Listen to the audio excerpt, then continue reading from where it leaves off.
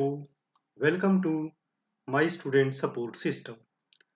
In today's class, we will discuss about a communicable disease, pertussis.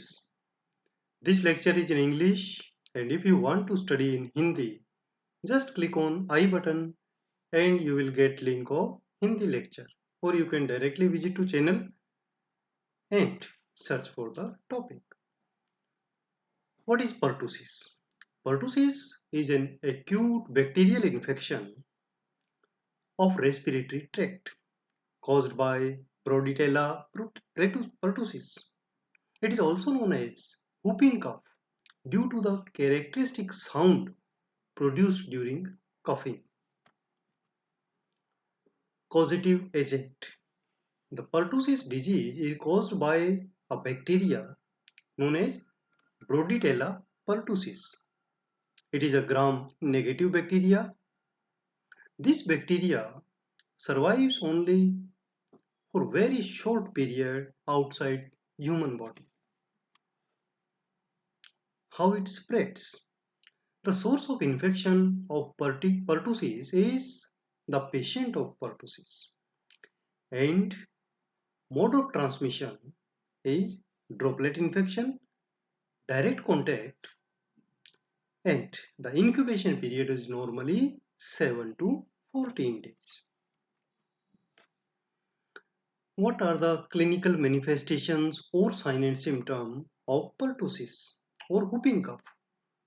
Pertussis produces a local infection and causes inflammation and necrosis of mucosa, leading to secondary bacterial invasion.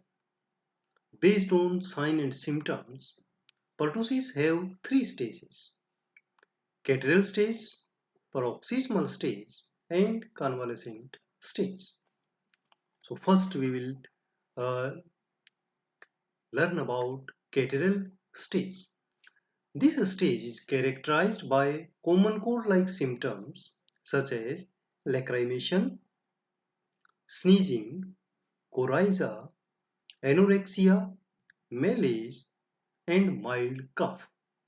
This stage lasts up to 10 days.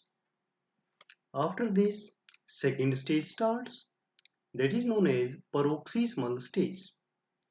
This stage is characterized by a burst of rapid consecutive coughs followed by a deep high-pitched inspiration and a special sound known as whoo. It is usually followed by vomiting. In young infants, it may cause cyanosis and apnea.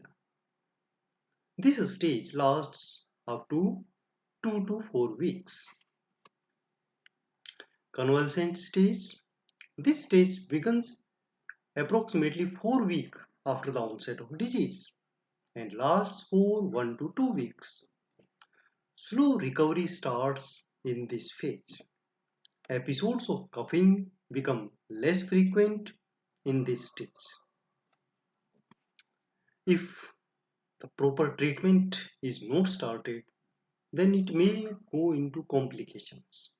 The complications may occur in 5 to 6% cases even after starting the treatment. The most frequently infant is less than 6 months. The chief complaint of pertussis are bronchitis, bronchopneumonia, and bronchiectasis. What diagnostic investigations are done for pertussis? First one is the presence of sign and symptoms indicates there may be pertussis, and then for confirmation of the case, nasal and throat swabs are sent for culture. And if the Bordetella is present, then we can say yes, it is pertussis. And complete blood count is also done. Treatment. Medical management of pertussis includes use of antibiotics such as erythromycin, ampicillin, Septran, or tetracycline. Erythromycin is the drug of choice for treatment of pertussis. Control and prevention. Immunization is the best or most rational approach for pertussis control and prevention.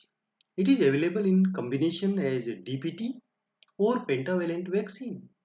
It is included in National Immunization Schedule in India. Health education regarding routine immunization play an important role in preventing the vaccine preventable disease including pertussis. Then notification and reporting of pertussis to the higher authorities is another important measure to prevent spread of pertussis in the community.